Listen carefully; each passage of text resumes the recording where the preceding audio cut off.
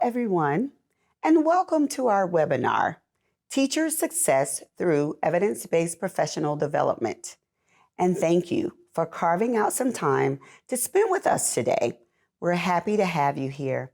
My name is Sonja Alexander. I'm the Director of Professional Learning here at Corwin. Before I started working at Corwin, I was in the education field for 24 years. As an educator, I am very passionate about the design and implementation of sustained professional learning that has a measurable impact on both teaching practices and student learning outcomes.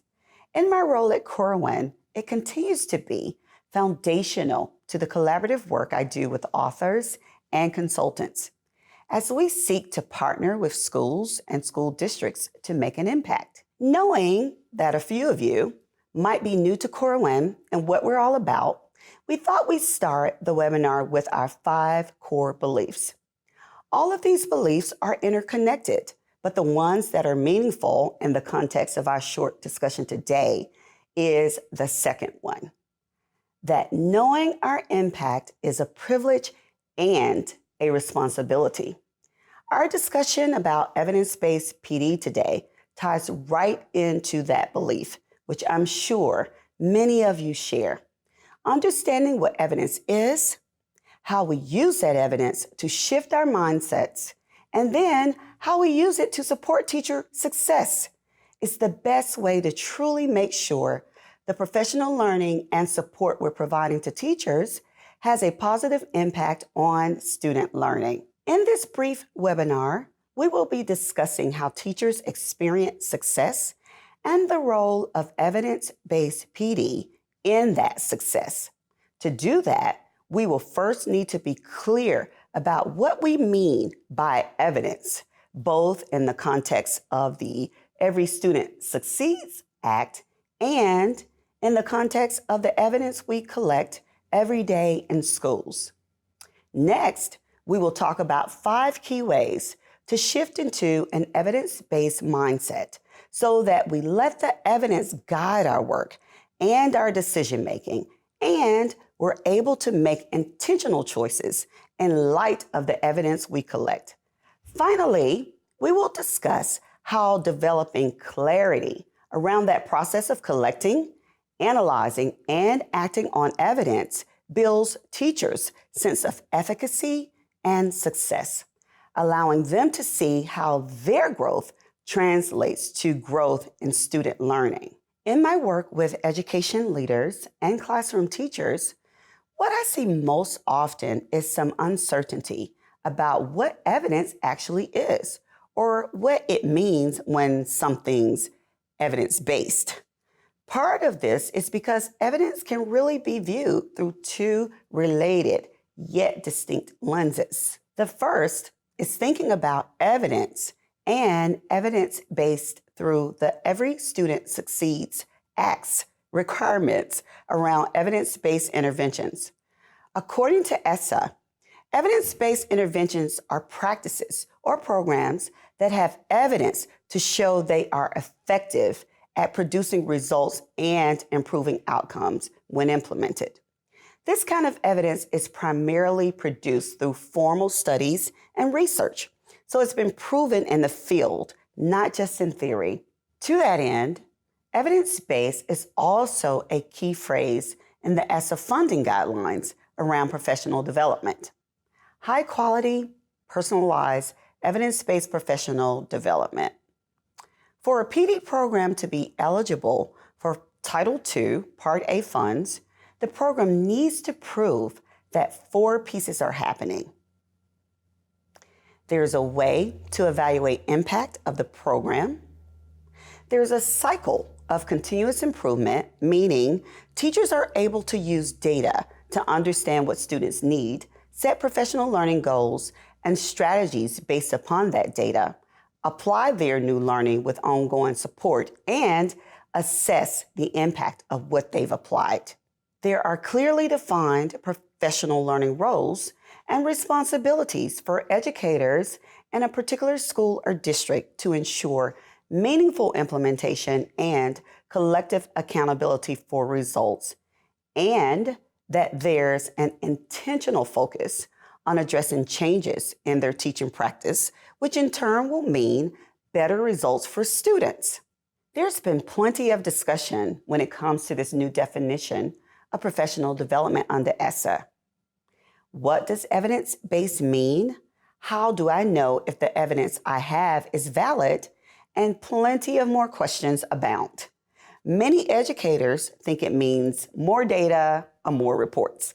However, it's important to consider this truth.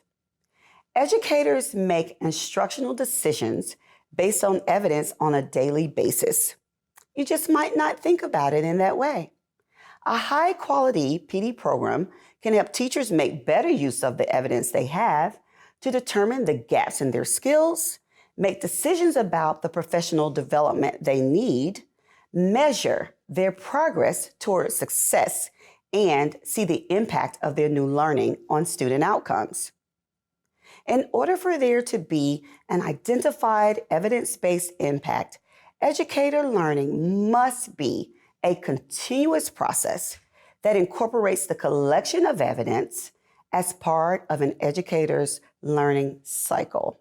In their 2007 study titled Reviewing the Evidence on How Teacher Professional Development Affects Student Achievement, Yoon, Duncan, Lee, Scarlos, and Sharpley found that when teachers receive well-designed professional development, an average of 49 hours spread over 6 to 12 months, they can increase student achievement by as much as 21 percentile points. So that's evidence of how evidence-based continuous PD can create true change in your classroom, school, or district. We'll talk a bit more about how to collect that evidence in the next part of this course. Now that we've talked a little bit about what evidence is and the ways to think about what's meant by evidence-based, I want to talk about some of the evidence we've collected in terms of what works for when you're starting to think about evidence-based professional development. These mind shifts are what we call our 5 key shifts for school and teacher success. This first part might seem obvious, but it's worth repeating. Professional development is ultimately about student learning. When a school can shift its focus from fixing teachers to creating PD alongside teachers that's based around student learning and school priorities, that's where you'll see the impact happen. At Corwin, we call this understanding your context. Having that focus on the learner needs and your school's strategic priorities is critically important and valuable. It serves as the driver by identifying areas of focus and current areas of success and setting professional development goals. In order to embark on professional development that's really going to improve teacher and student learning, it's important to put success measures in place for your professional learning journey. And this isn't just what success looks like at the end of the journey, it's what it looks like during the journey. Designing professional development for your schools and districts is tough work. When I was a school leader, it was important for me to review data, determine root causes where there were gaps or concerns, and determine our priorities from that analysis, which became fluid school improvement goals. But there wasn't a progressive monitoring of the professional learning opportunity. There was maybe a needs assessment at the beginning, a feedback survey with my educators at the end, but nothing that helped me with a systematic process to measure the efficacy of the professional development on teachers and determine our impact. In my work at Corwin, I partner with schools and districts to progressively monitor educator understanding of content-focused PD, effective application of new and enhanced learning in the school and classroom, and the impact on student learning. We work in tandem with schools to help them identify their needs, choosing an area of focus based on those needs, collect evidence, and be an accountability partner to make sure their success criteria are met. One thing that's important to note is that this efficacy isn't just important for your team. Remember, it's important in the eyes of ESSA requirements. Those key funding guidelines say that evaluation of impact is crucial. Most of you are probably familiar with learning progressions. It's a sequenced set of building blocks consisting of skills and sub-skills that students need to acquire on their way to mastery. We talk about learning progressions often in the context of planning instruction. Learning progressions can give teachers a clear roadmap, and they also allow students to self-assess their progress. We plan learning progressions with students, or we advocate doing this with students, as you'll see in the teacher clarity discussion, but we don't tend to do this with adults. That's why it's difficult for schools to measure the efficacy of PD and for teachers to see the impact of their professional learning on student learning. So, for a moment, let's apply that same thinking about learning progressions to your school or district. To support teacher success, schools and districts need to have intended outcomes or goals you want to achieve, have a theory around how you're going to achieve them, be able to break down and clearly define those outcomes by way of learning intentions and success criteria, and we'll get to that definition of both of those phrases in a bit, and develop a learning progression from those learning intentions and success criteria and use it as a map to get from where you are now to where you want to be. When you develop clear learning intentions and success criteria for professional learning, teachers can identify the gaps in their skills, measure their own progress toward mastering new skills, understand what success looks like, and take ownership of their professional learning. Staying in this mindset, I want you to think about something.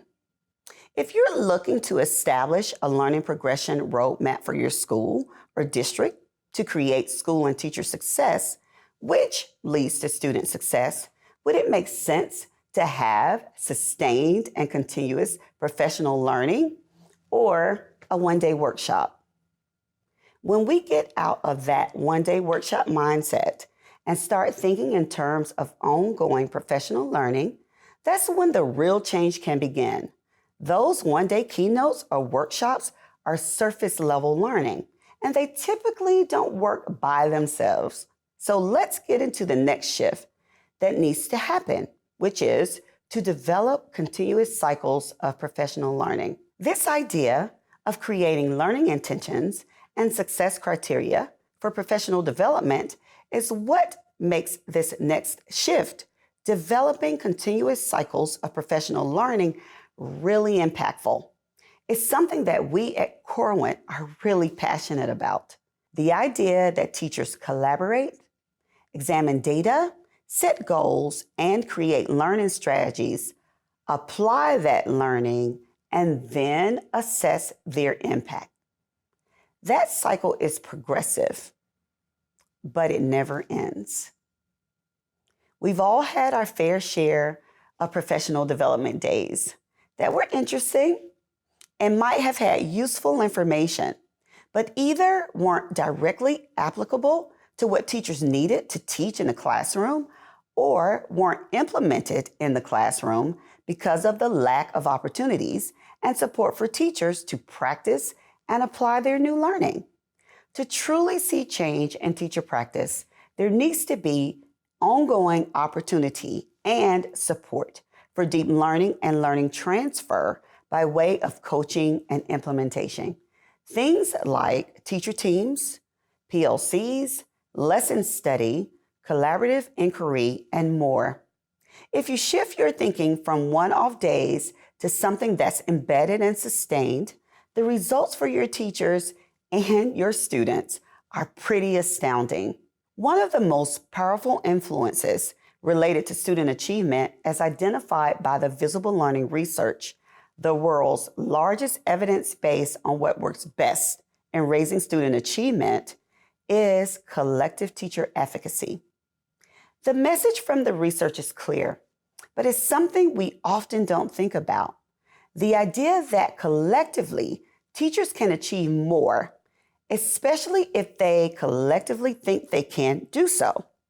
Now, this isn't simply about teachers having confidence in their abilities as a group.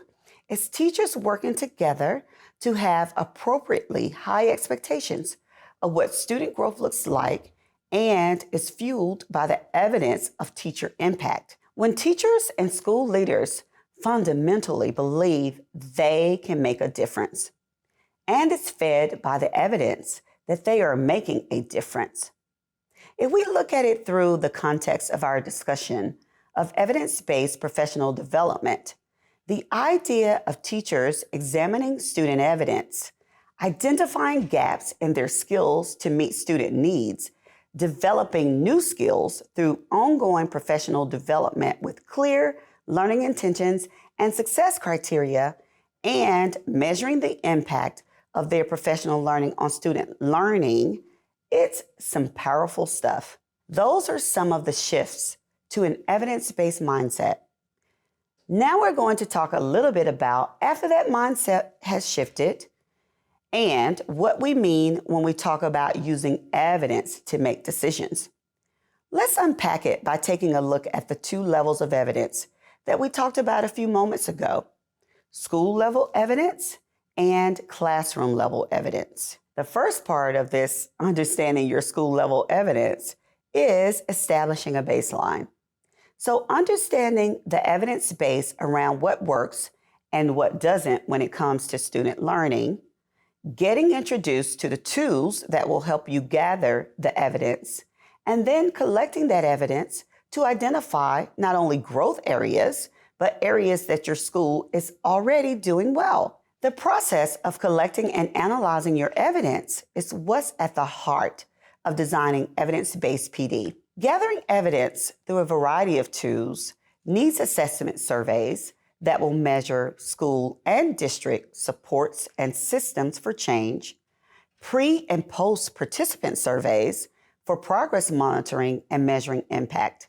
These tools and the evidence collected from them are essential to identifying what key elements your school-wide PD and action plans should focus on.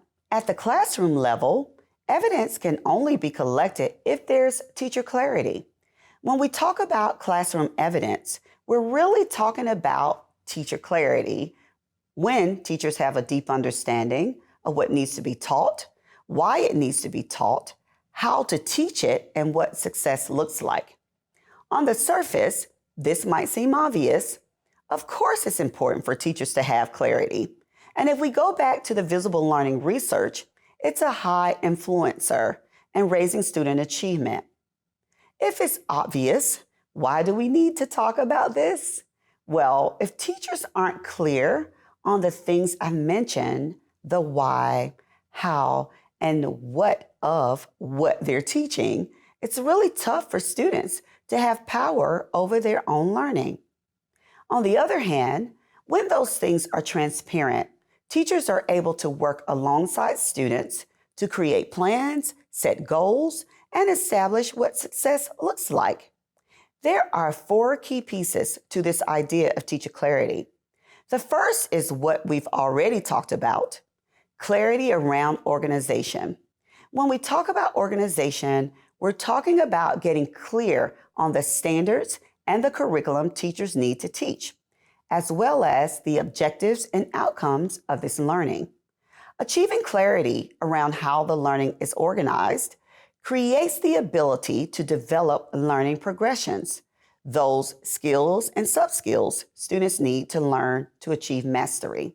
After clarity of organization comes clarity of explanation. This is where teachers communicate information to their students in a way that's relevant, accurate, and comprehensible. And it's where an important concept comes into play: learning intentions. Learning intentions are simply what we want students to learn. They're brief statements that clearly describe what students should know, understand, and be able to do as a result of the teaching and learning activities. For the students, they answer the question, where am I going? Once teachers have clearly communicated what they want students to learn, the clarity of examples and guided practice follows. Lessons based on these specific learning intentions should include success criteria, which is another key concept when we're talking about teacher clarity, and opportunities to practice with increasing independence. Success criteria are the key things the students need to focus on to meet the learning intention. It answers the question, how am I going, for students, and gives them the tools they need to monitor their own learning progress. After those learning intentions and success criteria are set, it's important for teachers to have the tools to collect and analyze evidence of student learning. Again, it's important to keep in mind that gathering evidence is something teachers have always done or currently do today. Things like formative assessment, in-class work or homework, or even quick verbal checks for understanding. Teachers can compile and analyze this evidence to see if the learning intentions are being met for each student. The last piece is teachers making instructional decisions based on the evidence they're collecting. This lets teachers know, can I move on to the next sub-skill in this learning progression? Do some students need more help mastering the concepts? Are they taking ownership of their learning? And can they adjust as necessary? In this webinar, we've talked about the definition of evidence through two different lenses: the ways we can shift our thinking about professional development and the role of evidence in the school and in the classroom. This leads us to our final point, which is about how teachers can experience success. At Corwin, we believe that teachers know what type of support and professional development they need. When teachers have professional autonomy to examine evidence of student learning, identify the gaps of their own professional learning needs, and then choose their PD based upon those needs, they become decision makers who are empowered to act on their own evidence. And when we design professional development with clear learning intentions and success criteria against which teachers can measure their own progress and collect evidence of their own impact on student learning, teachers develop a strong sense of efficacy. They know they are successful because they have collected evidence of their success. In conclusion, there are a few key pieces in shifting to an evidence-based mindset and setting your teachers up for success. Having a definition of what evidence is, both evidence in terms of ESSA's definition for interventions and programs, and evidence in terms of the type you're collecting at the school and classroom level to make decisions. Creating an evidence-based approach to professional development requires a school-wide mindset shift. It's focusing on student learning versus teacher fixing, having clear learning intentions and success criteria for professional development so that teachers can take ownership of their professional learning, supporting the transfer of new skills into the classroom through continuous cycles of professional learning, and fostering an environment where teachers believe they're having a positive effect because they can self-assess their growth and see the evidence of their impact on student learning. And evidence-based decision-making needs to happen at the school and classroom level. And that decision-making is a continuous, ongoing process. That concludes our webinar, Teacher Success Through Evidence-Based Professional Development. Again, my name is Dr. Sonja Alexander, and I thank you for joining us today. If you have additional questions or want to talk with someone at Corwin about having that accountability partner as you're embarking on your PD program, we'd love to hear from you. Email us at info@corwin.com or visit us at www.corwin.com. www.corwin.com/PD.